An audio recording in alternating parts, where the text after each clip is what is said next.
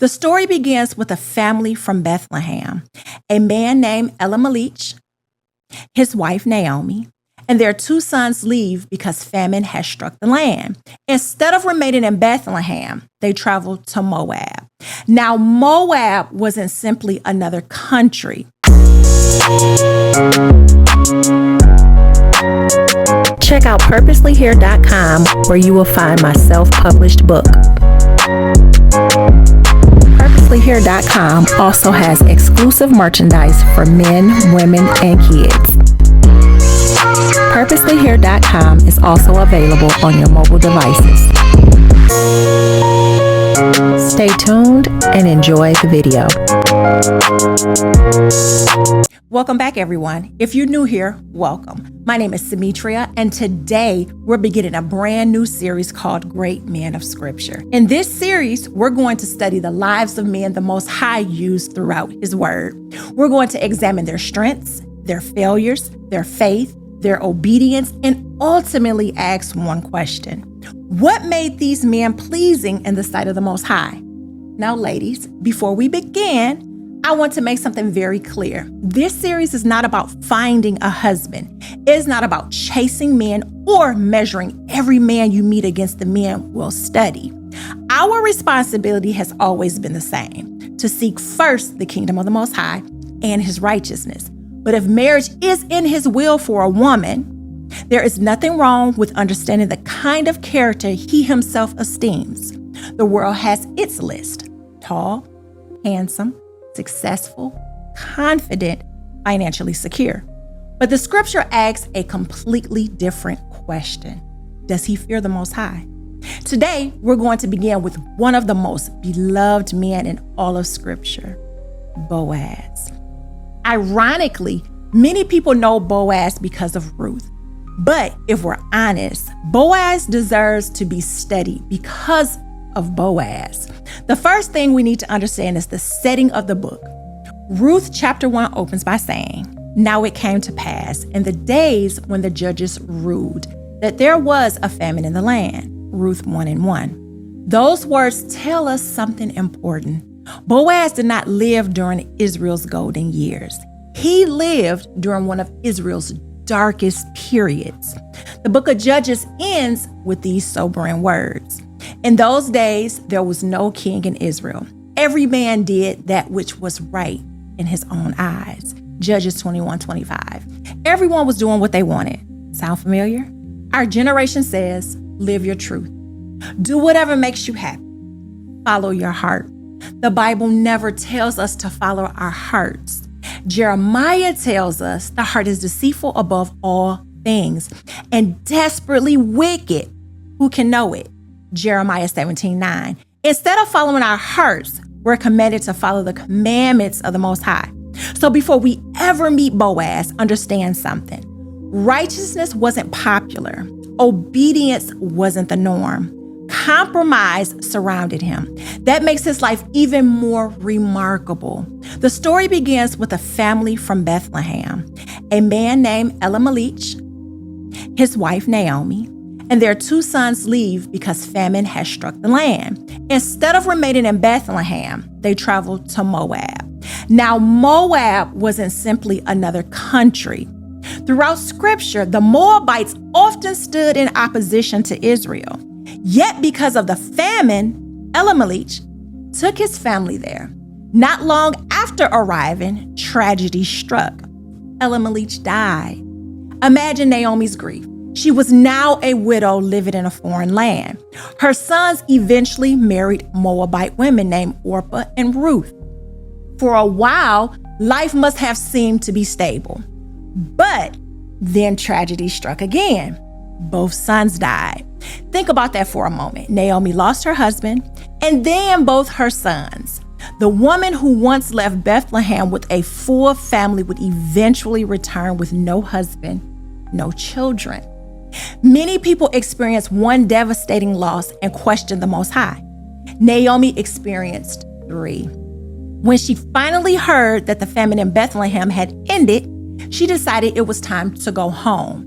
She told both of her daughter-in-laws to remain in Moab. She loved them enough to release them. Orpah kissed Naomi goodbye and returned to her people, but Ruth refused. Listen carefully to Ruth's words because they're among the most beautiful expressions of loyalty in Scripture. Entreat me not to leave thee or to return from following after thee. For whither thou goest, I will go, and where thou lodgest, I will lodge. Thy people shall be my people, and thy Elohim, my Elohim. Most people hear those words at weddings. Ironically, they weren't spoken between husband and wife. They were spoken by a daughter-in-law who refused to abandon her widowed mother-in-law.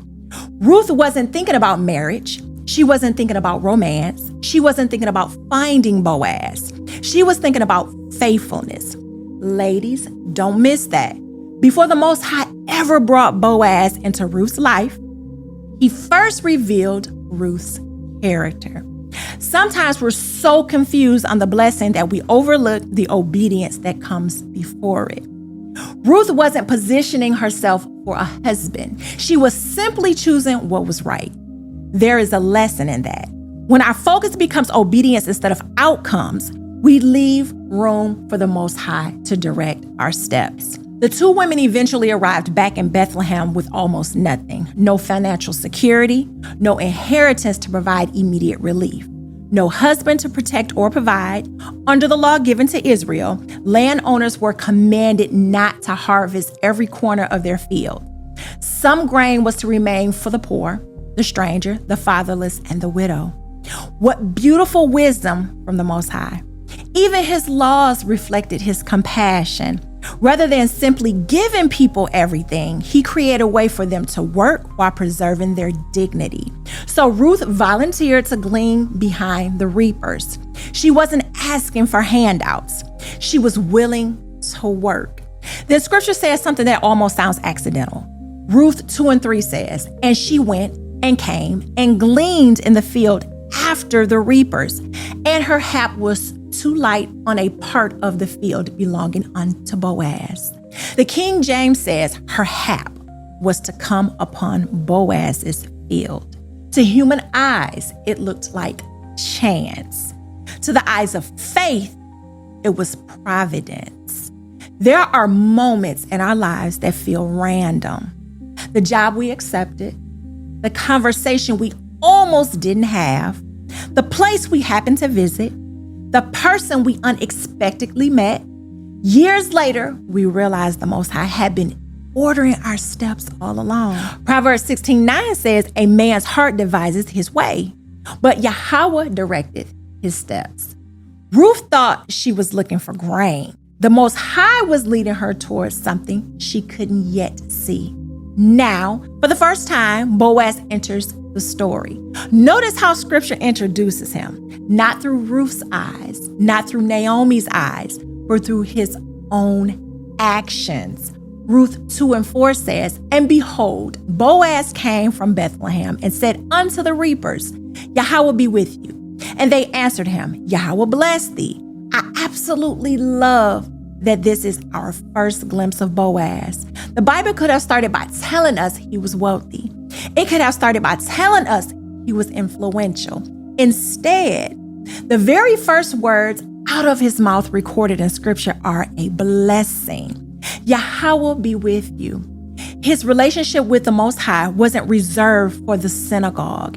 It wasn't something he performed only during feast days. It was woven into his daily life. Even his workplace reflected it. Think about that. When he greeted his workers, they answered him with respect and blessing. That tells us something about the kind of employer he was. Fear can make employees obey. Respect causes them to bless you. That difference matters. Before Boaz ever demonstrated how he treated a woman, scripture first shows us how he treated the people who worked under his authority. I think that's intentional. Character isn't proven by how someone treats the person they're attracted to. Character is revealed in how they treat everyone else. How does a man speak to people who can't advance his career? How does he respond when someone makes a mistake? How does he speak to the cashier, the waiter, the janitor, the elderly, children? These ordinary interactions often reveal more about a person's heart than grand romantic gestures ever could. Boaz then notices someone he doesn't recognize. He asks his foreman, "Whose damsel is this?" The foreman explains that she is the Moabitish woman who returned with Naomi.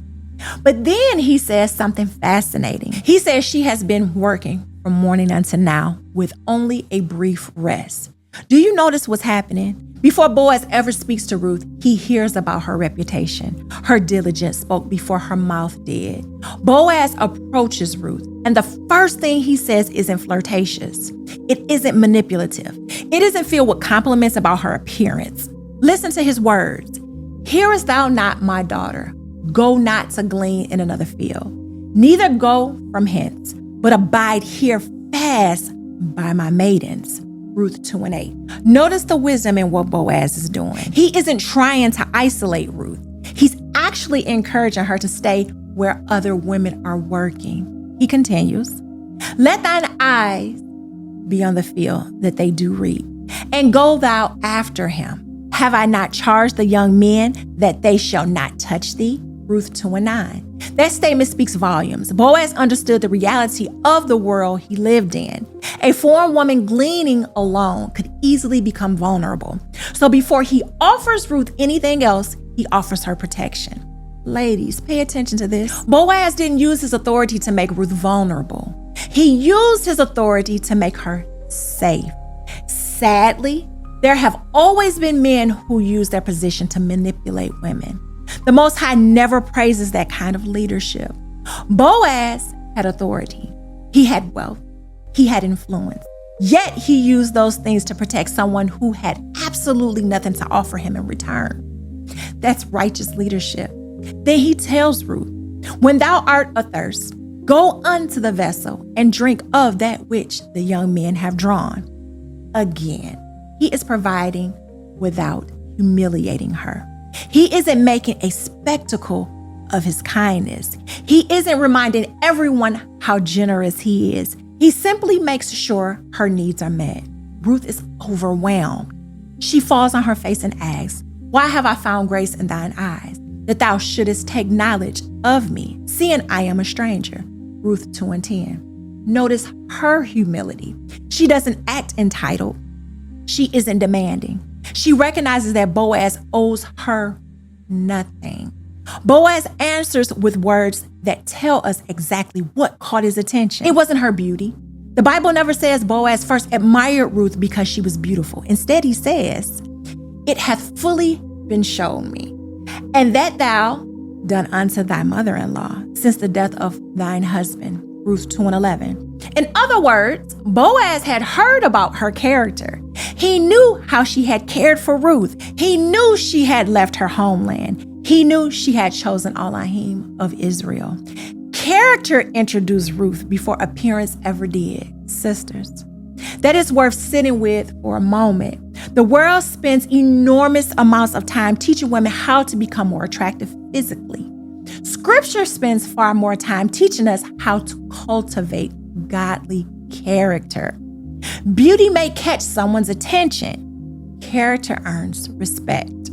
And character is what the Most High consistently honors. Boaz continues by saying, "Yahweh recompense thy work, and a full reward be given thee of Yahweh of Israel, under whose wings thou art come to trust." Ruth 2:12. I love this verse.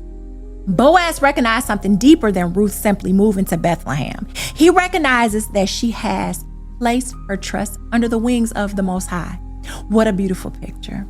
She didn't simply leave Moab geographically, she left spiritually. She turned from the gods of Moab to serve Elohim of Yisrael, or Israel. Boaz understood that the greatest decision Ruth had made wasn't changing locations. It was changing where she placed her trust. Ladies, let me ask you something. When people describe your life, what do they notice first? Your clothes, your career, your social media, or can they honestly say that woman trusts the Most High? That is the testimony Ruth had developed before Boaz ever spoke to her. As the day continues, Boaz does something extraordinary extraordinary. When mealtime comes, he invites Ruth to eat with everyone else. Remember, Ruth is a foreign widow gleaning in the fields. She isn't one of his servants. She isn't part of his household. Yet, Boaz welcomes her. The scripture says she ate until she was satisfied and even had food left over. That little detail matters. The Most High often provides beyond immediate necessity. Ruth wasn't merely given enough to survive the day. She had leftover to carry back to Naomi. After the meal, Boaz quietly gives another instruction to his workers. He tells them, "Let her glean even among the sheaves and reproach her not. And let fall also some of the handfuls of purpose for her." Most of us have heard the phrase handfuls of purpose, but think about what Boaz is doing. He isn't embracing Ruth by openly handing her grain. He preserves her dignity. She still works, she still gleans, but he intentionally makes her labor more fruitful. There is wisdom here. Real generosity doesn't always draw attention to itself. Sometimes the kindest thing you can do for someone is to help them without making them feel ashamed. Boaz wasn't trying to appear generous before everyone. He was simply doing what was right. By the end of the day, Ruth had gained an ephah of barley. For one day's work, that was an incredible amount. She carries it back to Naomi. Naomi immediately realizes something unusual has happened. She asks, "Where hast thou gleaned today?" She knows this wasn't an ordinary day harvest. When Ruth tells her it happened in the field of Boaz, Naomi's response is immediate. She says, "Blessed be he of Yahweh." Why? Because Naomi knew exactly who Boaz was. He wasn't simply a wealthy farmer. He was a near kinsman, a potential kinsman redeemer. Now, before we go further, let's understand what that means. Under the law, a close relative could redeem family property and, in certain circumstances, marry the widow to preserve the deceased man's family line. This wasn't about romance. It was about covenant, responsibility. Today, we tend to think almost exclusively in terms of feelings. The scripture often emphasizes responsibility. Boaz understood his responsibilities. He didn't ignore them. He didn't look for loopholes. He didn't ask, "What's the least I have to do?" His mindset was, "How do I honor the law of the Most High?" That becomes even clearer later in the story. Naomi eventually instructs Ruth to approach Boaz at the threshing floor after the harvest. This is one of the most misunderstood scenes in the book of Ruth. Some try to make it romantic. Others make it inappropriate. But that's not what the text supports. When Ruth follows Naomi's instructions, she approaches respectfully and asks Boaz to spread his skirt over her because he is a near kinsman. In essence, she is asking him to fulfill his covenant responsibility. Now pay attention to Boaz's response. This is where his integrity shines brighter than ever. He doesn't take advantage of the moment. He doesn't exploit Ruth's vulnerability. He doesn't satisfy his own desires simply because no one else appears to be watching. Instead, he immediately says something that many people overlook. He tells Ruth there is another kinsman who is closer than he is. Think about that. Boaz wanted to do what was right, but he wanted to do it the right way. That's the difference between integrity and convenience.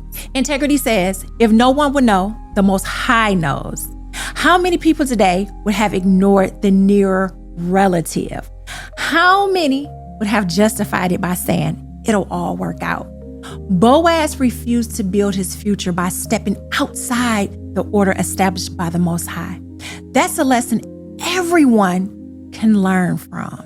Before we continue, if you're enjoying this study and you're learning something new, take just a moment to like this video, subscribe to the channel if you haven't already, and share this teaching with someone who desires to understand what the scripture actually says. Every like, every comment, and every share helps these biblical teachings reach more people.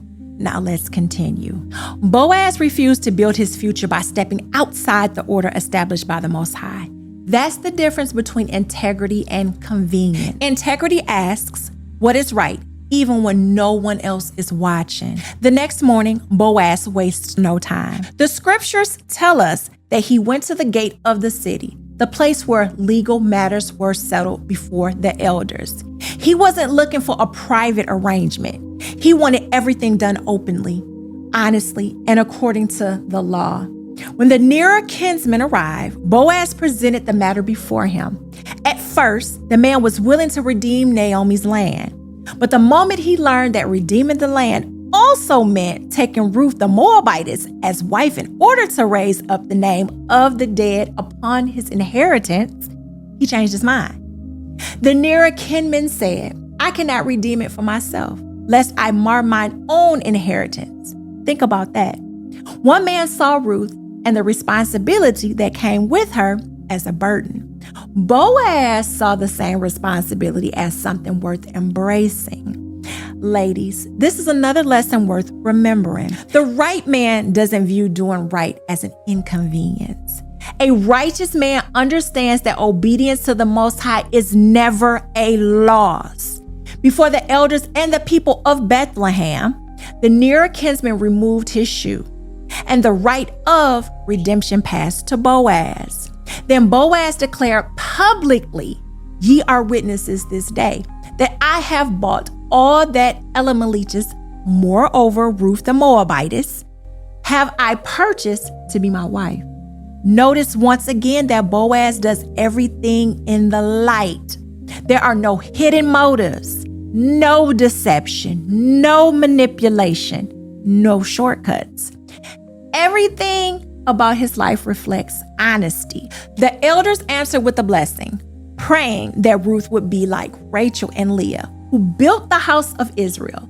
The Most High honored that union. Ruth conceived and gave birth to a son named Obed. Naomi, whose story began with famine, loss, bitterness, and emptiness, now held a grandson in her arms. The women of Bethlehem said unto Naomi, Blessed be Yahweh, which hath not left thee this day without a kinsman. Isn't that just like the Most High?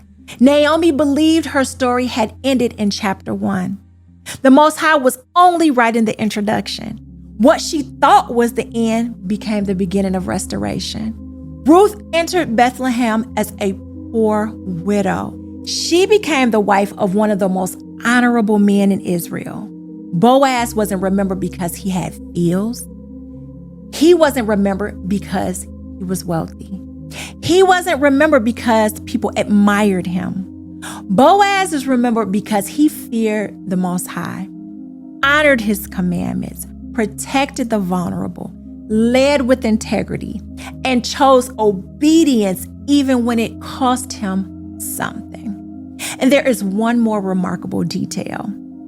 Obed became the father of Jesse. Jesse became the father of David. Generations later, Yahushua HaMashiach will come through that lineage. Think about the legacy of one righteous man. Ladies, if there's one lesson I hope you leave with today, it's this. Don't measure a man by his money. Don't measure a man by his looks. Don't measure a man by his popularity. Measure him by his fear of the Most High. Watch how he treats people who cannot benefit. Watch how he handles responsibility. Watch whether his private life matches his public profession.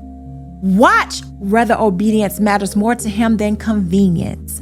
Those are the qualities Scripture celebrates. Boaz wasn't perfect because he was wealthy. He was honorable because he was righteous. And that's why thousands of years later, we're still studying his life. And once again, thank you all for watching. Please be sure to check out my website, purposelyhere.com, where you can find all 3 of my self-published books. And until next time, you all once again, stay safe and peace.